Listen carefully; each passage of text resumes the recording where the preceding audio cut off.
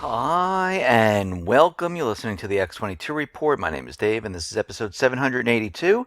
And today's date is October 3rd, 2015. And the title of this episode is The Current Economic Collapse News Brief. Now, before I get started, I just want to make an announcement. The interview with Michael Pinto has been uploaded to the X22 Report Spotlight channel. You can go right over to YouTube and view it, or you can come over to the x22report.com site. Just scroll down a little bit, look over to your right, and you'll see the video right there. Let's get right into the economic collapse news. Now, we realize that the economies all around the world, they're starting to slow, stall, and in some places they're entering a recession. Other places they're already in a depression. And this is spreading. But of course, here in the United States, they're keeping up the illusion that everything is just absolutely A-OK. But we know now that Canada, they're in a recession, moving towards a depression. Europe is completely a mess. We have certain countries there that are in a depression. Others are collapsing. Others are beginning their recession. Australia now, we see that economy is not doing as well as everyone thought. RBS is out there saying that Australia is a commodity-focused economy, and with increasing exposure to China for the last couple of decades, guess what? Australia's economy, it's starting to decline. China is Australia's top export destination, and 59% of those exports are in iron ore. But as we know, the economies are struggling. China is struggling right now. There's a huge credit crunch going on, and Australia's economy is likely to be hurt by lower demand for commodities. Despite everyone saying that everything is fine and everything is doing okay, we're starting to see that the Reserve Bank of Australia is saying that there is lower growth happening in Australia. The economy is slowing, and unemployment is rising and could increase further. And right now, their unemployment is at 6.2%, just shy of the 10-year high of 6.3%. They're heading down the same exact road. And all the private Western Central Bank countries are going to feel this. This is like a domino effect. It is spreading everywhere. And most likely the United States will be the last country to completely implode on itself. This is how it happened in 1929. Europe was a complete disaster, and everyone thought that everything was fine here in the United States until the last second when everything just completely fell apart. Now, in Oregon, we see that they're releasing the names of the victims. We also see the sheriff said that the gunman killed himself. Well, there's another checkoff box. The killer committed suicide. This is their official statement. The medical examiner had determined suicide as the cause of death.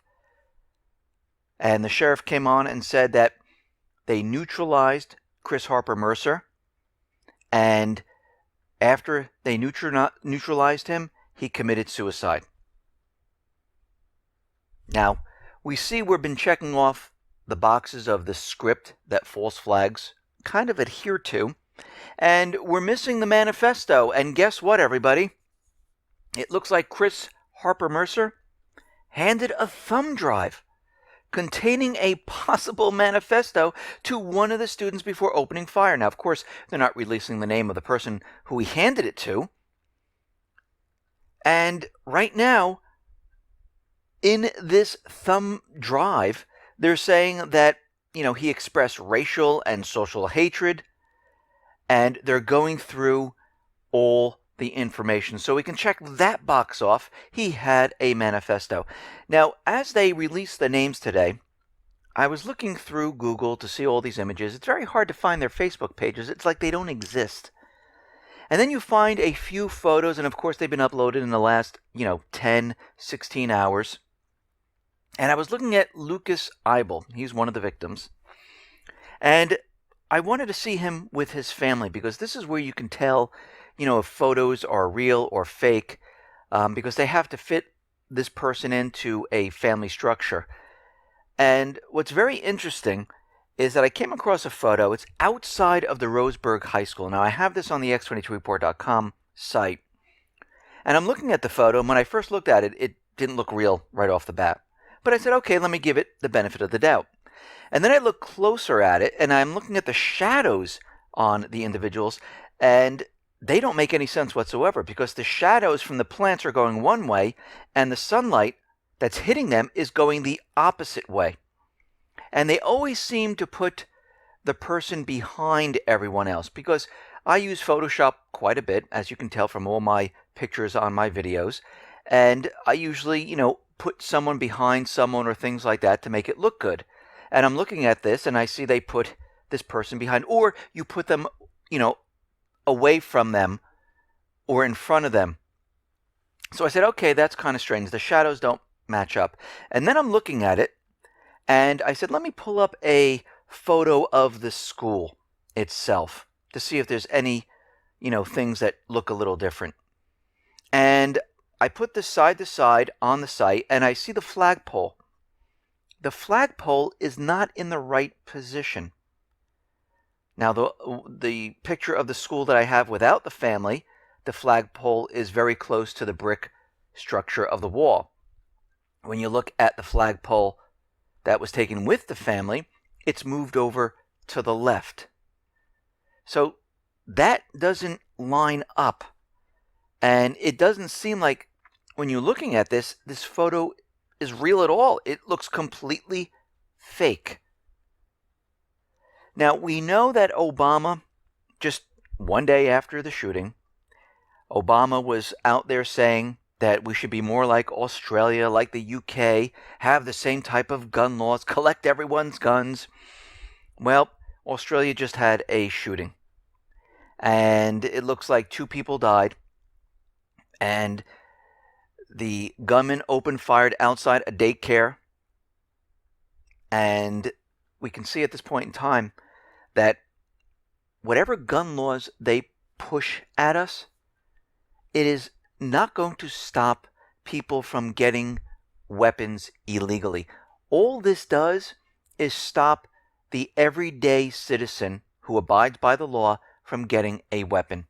Remember back in the 20s when they had the prohibition where, nobody could get the liquor? Now, were they able to wipe liquor out of the picture? No. There was the black market. Actually, politicians, the very wealthy, they were able to get all the liquor they wanted. But the everyday person was not able to get it unless they knew someone and they had a contact. But if we look at it, the everyday person did not get it. Now, we see in the gun-free zones like Chicago and all these other places, we see that gun violence is on the rise because criminals, those people who get the illegal firearms, always find out a way of getting it, and they know these people are not armed, so it's easier to rob them, to kill them. And this is what we're seeing. And if you notice, all these shootings always take place in the gun-free zones. Now, out in Ukraine, we see the Donetsk and Lugansk people. They're withdrawing their tanks. They're bringing them back. They're bringing back their 100mm caliber weapons from the conflict zone. And Kiev right now is still hemming and hawing. And the spokesman, Dmitry Peskov, is saying that Kiev is continually delaying implementation of the Minsk Accords, and it shows the Ukraine government is not motivated to resolve the crisis in the country. Now, the people in the Donetsk and Lugansk area are saying that we're going to have to extend this past 2015 into 2016. We have not heard from Ukraine. All we've heard from them is the troops are not going to be removed from the contact line. We heard from the U.S. saying that the Minsk agreement is the only agreement, and if it does not work out, well, that's it. And we understand that it does expire at the end of this year. We see the United States bombed a hospital in Afghanistan, which killed 9 civilians and injured 37. And we're getting word that, yes, it was confirmed they actually did bomb a hospital. But of course, what do they call it? Collateral damage. These were innocent people who died, and it was a hospital. How don't you know that it was a hospital? And this was for Doctors Without Borders in the Afghan city of Kunduz. So we can see right now, when we look at what Obama has said about the mass shooting, he's killing people, because these are on his orders, all over the world. In Yemen, 2,000 civilians. In Syria, thousands of civilians. In Iraq, Libya, Lebanon, Afghanistan. Remember the drone strikes? Now, out in Libya, we see the Islamic State is guarding Libya's main oil ports. So remember who the Islamic State is. It is the proxy army for the United States government central bankers. They are guarding the oil ports and making sure the elected government that's in Tripoli, they can't get to them. So right now they're using the Islamic State to keep the people away from the ports. Remember, they moved the central bank out of Tripoli, and they moved it away, hoping that other countries would deal with them, the puppet government, in purchasing the oil. But under the Constitution of Libya, the government that resides in Tripoli is the government, and again, this was an elected government. Now, Russia is continually bombing inside Syria. Russian jets have performed 14 combat flights, conducting 6 pinpoint airstrikes against the Islamic State targets in Syria. And we see right now, they are decimating the proxy army for the United States government central bankers. They're saying that they've conducted a total of about 60 bombing runs in 72 hours, hitting more than 50 ISIS targets. They're saying that the Islamic State is in a panic, and more than 600 have deserted and just run. And this is what paid mercenaries do, because they're only getting paid a certain number of money. They're really not fighting for anything. And they're seeing that they're getting bombed by Russia, and they're using equipment that is very exact, and they know exactly where they are from the intel. And pretty soon, you're going to see all of them just running off. And the United States government central bankers realize this, and this poses a problem. This is why they're contemplating in hitting the Russian jets, because they're going to use the excuse that they're going after the Free Syrian Army, which right now the Free Syrian Army is very weak. They're also paid mercenaries, paid by the United States government central bankers. And we could see at this point in time, if, and I should say when, Russia completely wipes out the Islamic State, this is going to be a problem for the U.S. government central bankers, because there's no reason for them to be there anymore. The coalition forces, there's no reason for them to be there. And they know this. And they're running out of time. Now, of course, the U.S. is coming out with a lot of propaganda. Obama just came out with the latest one. What Russia is doing, it's going to strengthen the Islamic State. Really? Remember what I always say, whenever the government or the central bankers come out and say something, it is always the opposite. So if you look at the opposite of his statement, it was the United States and the coalition forces that were actually strengthening the Islamic State with their bombings.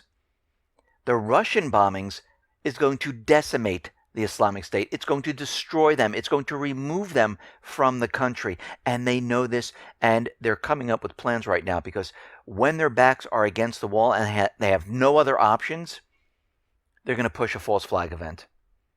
And right now, Obama is saying, and he's warning Putin, that he is all in Syria's bloody civil war. What does that mean? He's ready to go, and he's ready to go up against Russia, because they're going to lose Syria. Once they remove the Islamic State, and not just the Islamic State, but the other terrorist groups, Assad's forces and the Iranian forces are just going to march right in and take back Syria. Period. And they're going to destroy the Free Syrian Army. And the United States government central bankers, Israel, is not going to let this happen. And we're going to have to watch to see what their next step is.